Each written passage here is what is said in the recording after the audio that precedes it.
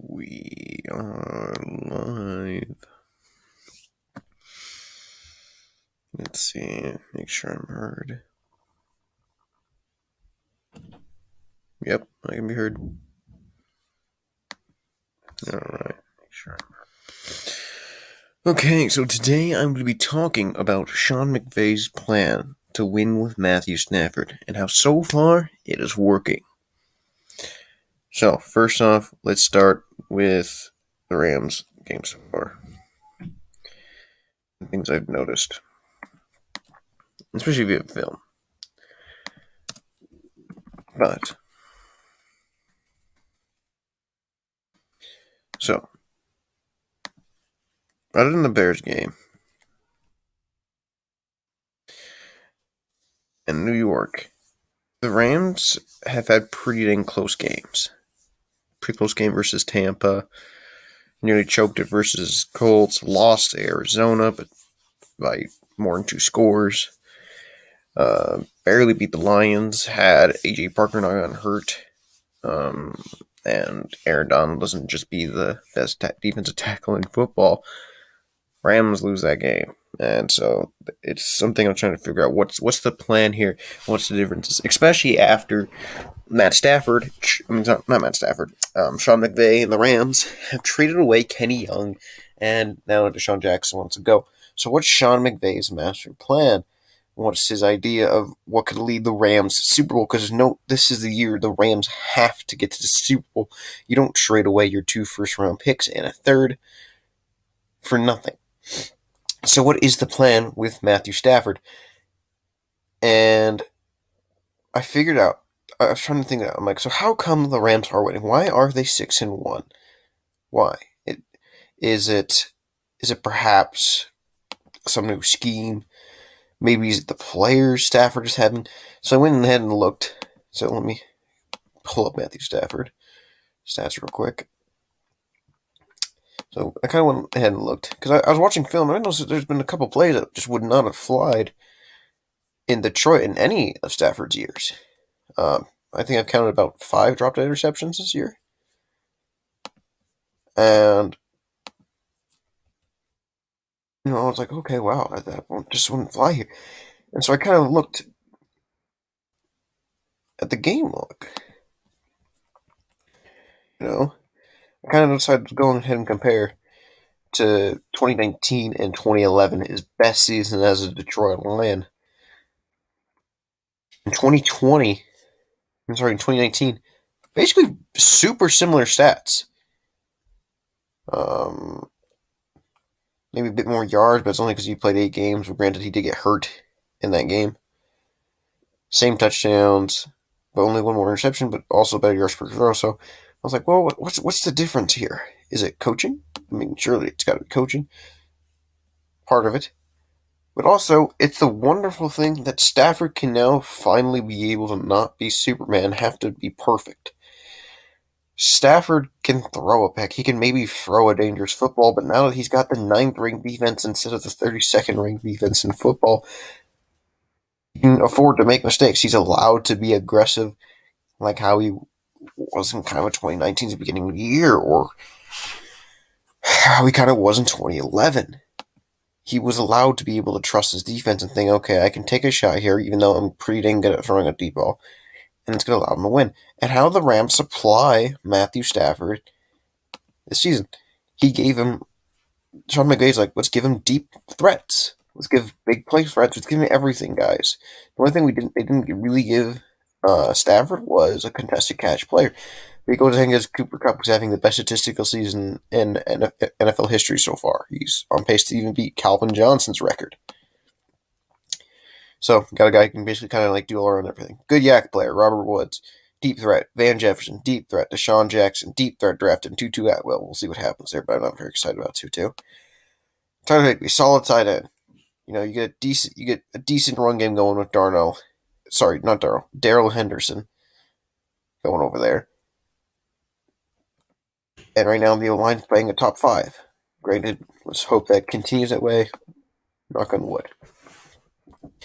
You got a lot of improvement from what the Rams could do, could or could not do. Stafford is allowed to do it. That's why the Rams are winning. The defense has church regressed, but it's still good.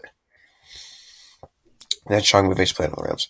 Have an explosive offense. Sure, it's going to make mistakes. It might have a fair amount of incompletion in some games, like Detroit's game. But they have big playability, something that they haven't had since Kurt Warner. And you can make up for stupid mistakes. Like when Goff was around here in LA, Goff, he could have explosive games, but he was more of like the consistent.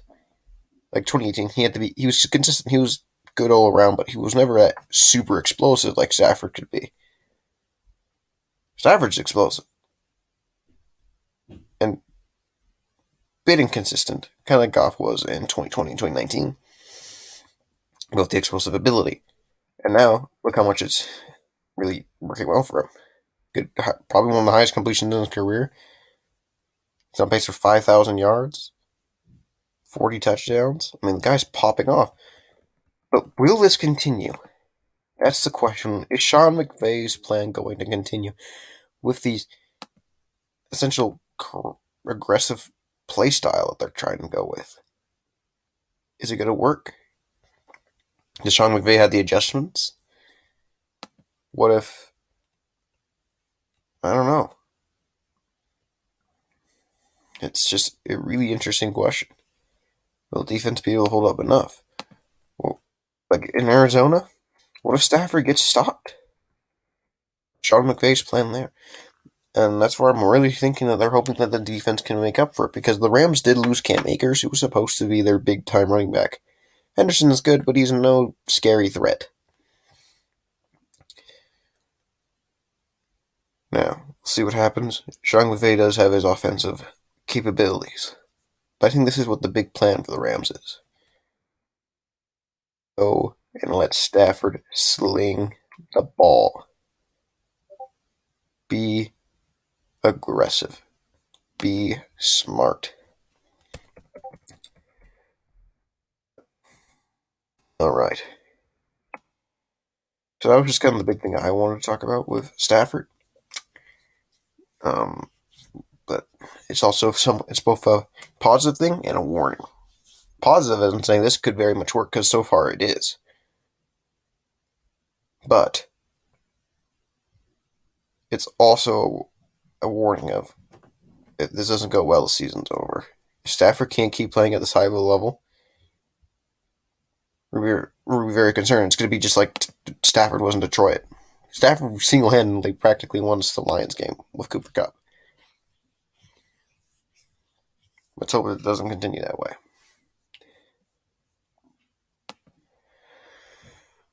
And now for my game prediction for Los Angeles Rams versus Texans. It's going to be a blowout. I'm not really concerned about Houston. Maybe if Tyrod was here, I'd be like, this will be a decent game. But Davis Mills has had the one game, and just other than that, he's just sucked. Dave Johnson's their leader in carries, yards after Mark Ingram's been traded with only 104 yards. Cooks is a deep threat, good player. We all know and love Cooks from his time in 2018, 2019.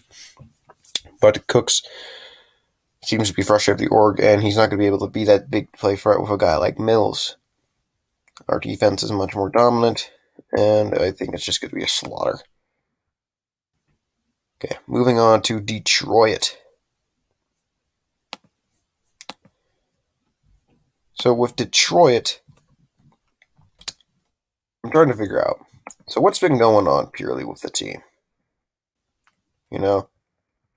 Every game we've practically been in it, besides for Cincinnati. Of course, you should have a win versus the Bengals. And you should have, I'm sorry, not the Bengals, you should have a win versus Minnesota, and you should have a win versus Baltimore. And they're inches from beating San Francisco. And they're honestly a play away from beating Los Angeles. They're always super close. Even when Goff was playing well through the first 3 games, they still wouldn't get the win. And at first it was kind of the defense, the first 2 games. And they kind of started to pop off versus Baltimore. But then the offense flipped. And then the big thing that was noticed was Anthony Lynn, O-line, Goff, receiver core. For me. That combination has just thrown the team under the bus. Granted, the defense did get murdered versus Los Angeles until after Parker went down. So, will they win? I don't know. But this has been the promising season that I've been advocating for Lions fans since the beginning. A competitive, hard-working team. A team that's motivated by their coach. And they're playing better than I've seen them play since 2017. I would even argue they're playing the hardest football I've ever seen them play. Now, in terms of people saying, I don't know, our top receiver is Khalif Raymond. That's my biggest issue. When Khalif Raymond is the only guy Jared Goff can at all rely on to get open, because TJ Hawkinson's always getting doubled, and Lynn is inconsistent about using Swift until it's the second half, I guess. I can't judge the guy, even though he does have bad games. This Cincinnati game really turned me off from him. I was about ready to drop Goff.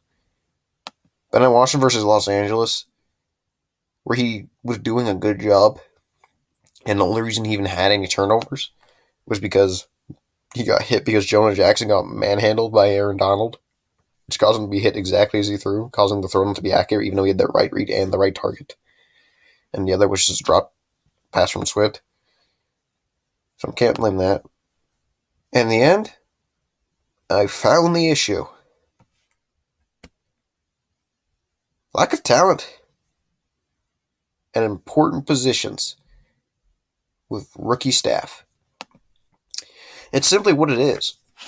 For example, Los Angeles. Miscommunication because the headphones went down. That's just rookie mistake. Swift. Miscommunication with Jared Goff causing Swift to just fall down because he ran the wrong route. Baltimore. 4th and 19 miscommunication by Bobby Price and Will Harris. Getting destroyed. Lions lose the game.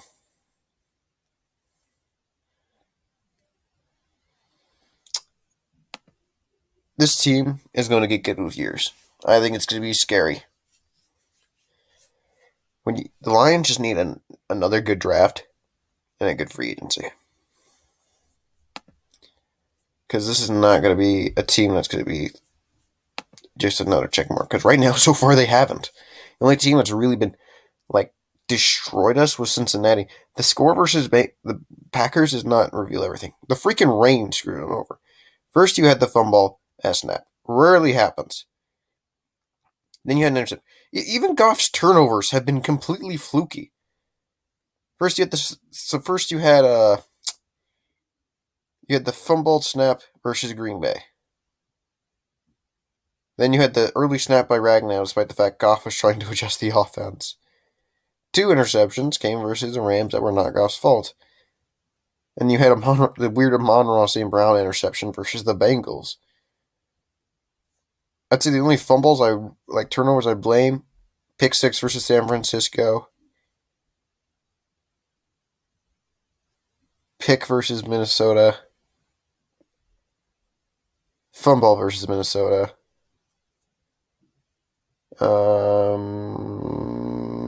That's it. It's really interesting. Now, I do want to reveal this. Bad throw percentage. No, I don't.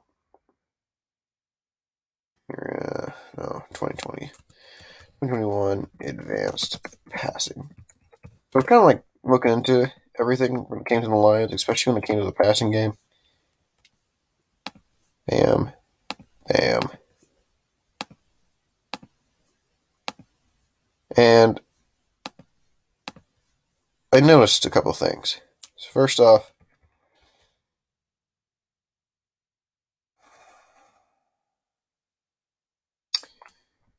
go to accuracy. It's a bad throw percentage. Right here. Percentage of bad throws per pass attempt, excluding spikes and throwaways. Tom Brady has 20. Matt Stafford has 18. Mahomes has 19.5. Lamar 19.4. Aaron Rodgers 20%. Jared Goff only has 18.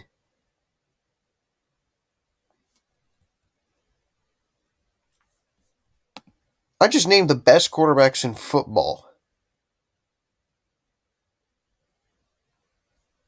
And Goff barely has worse than Matthew Stafford. 2% better than Aaron Rodgers. The bad throws that everyone's talking about is actually not as much as everyone else. The reason everyone's focusing on it is because Goff is the victim of a bad team. And people generally tend to blame the quarterback. I want to give Goff weapons before I can finally say it's time for him to go. Is he missing open players? Yes. I think he's missed open players. It's probably because it's part of a pressure dilemma. When a quarterback gets pressures, they cause to make indecisive decisions or bad decisions more often when under pressure. All sorts of bad things. I mean, let's even look. Jared Goff. Let's go. Drop percentage. Okay. Jared. 4.3% drop. Jared in total has 11 drops this year. More than Lamar Jackson, who supposedly has drops a lot. Same amount as Stafford. 13 more than Mahomes. 13 is Carr. 10 Brady. And he is less good of talent.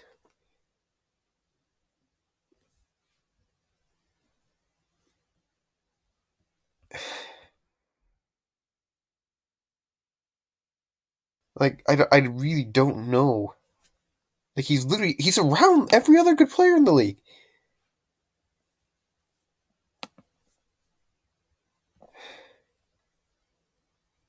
Jared Goff, 79.8 on target throws. It's better than Dak Prescott, Aaron Rodgers, Lamar, Patrick Mahomes, Matthew Stafford, Derek Carr, Tom Brady.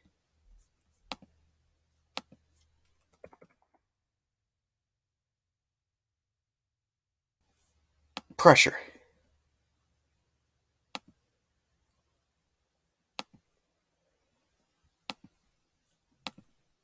Okay, out of his main starters, Sam Darnold, Teddy Bridgewater, Jalen Hurts, Patrick Mahomes, Jared Goff. Jared Goff is the fifth most pressured quarterback in the NFL, and he's tied with Patrick Mahomes, so he's the fourth.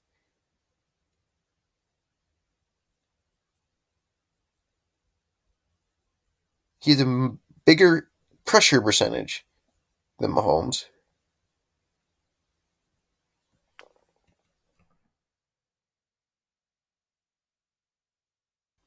And the O-line isn't good. Jared Goff's been hit 27 times.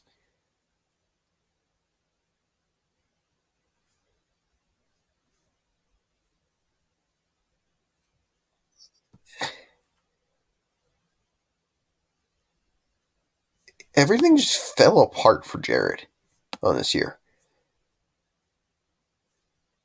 He lost Tyrell, who was my hyped up receiver.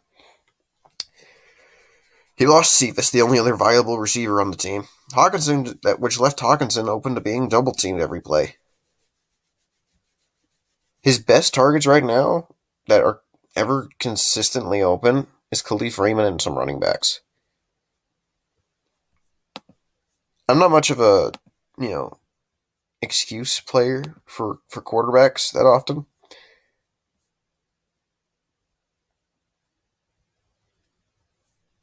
But this is just ridiculous. I'm going to give another year for Goff. Give him a real team. Especially because I don't even really like most of the quarterbacks. I like Kenny Pickett. But I don't think I'd spend a number one overall or even a first round pick on him because he's 24 and only had 1 year of excellence. Desmond Ritter, yeah, okay, very raw. Maybe third, maybe second. Only an extra. Build a team before you put another quarterback. Because then you won't have the excuse of, oh, this person just doesn't have a good team, kind of a deal. That way you don't have that. So that way, if Goff truly is bad, which he very well could be, you at least know.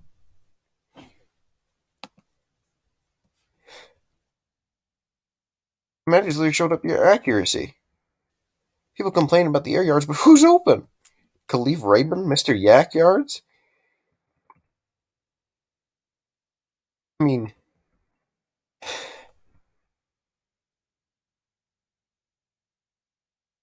don't get me wrong. Goff has played bad, but I'm going to blame Goff's problems for Goff. This is advanced statistic. I've seen the plays in the film. PFF actually gives Goff even more stats of pressures. The pass block win rate for PFF, the Lions are bottom 5. So don't give me the whole he holds on to the ball because they're still losing their blocks. I agree he holds on to the ball. This is my video. Kind of be talking about Stafford and kind of talking about Goff. I'll come back on later, and I was wanting to do a fan-led mock draft. And I also do my own ideal mock draft. See what you guys want to do, who you guys want to get, and I'll really hype it up. I want to see who you guys want to get. I'll see you guys later. Thanks for coming on the video. This is the Analytical Alliance. You guys are the Alliance, but also the Alliance of a Rams/Lions fan, and I am a Rams and Lions fan now. Let's continue this guy going on. Keep being great. Go Rams, go Lions. Love football.